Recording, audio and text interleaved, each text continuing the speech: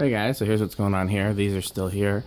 I've had a couple people ask me about the Bayport, but nothing has been solidified yet. Here, I haven't opened this yet. So this Craft-Made Model D52 ceiling fan with wall control.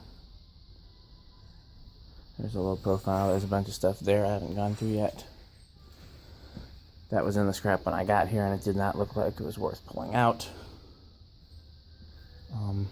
I'm going to take these home because I've never seen anything like those before. Those are cool.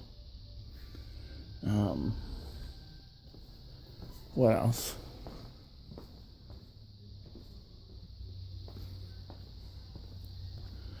Put out 2 of these Westinghouses. I put those out. And then I put out that gazebo. We did a lot of lighting work today, but nothing vintage.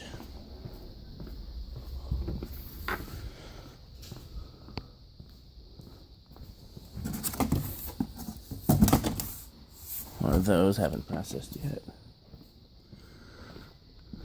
This is complete and even has the home start control. Obviously I can't put it out for sale with the home start control.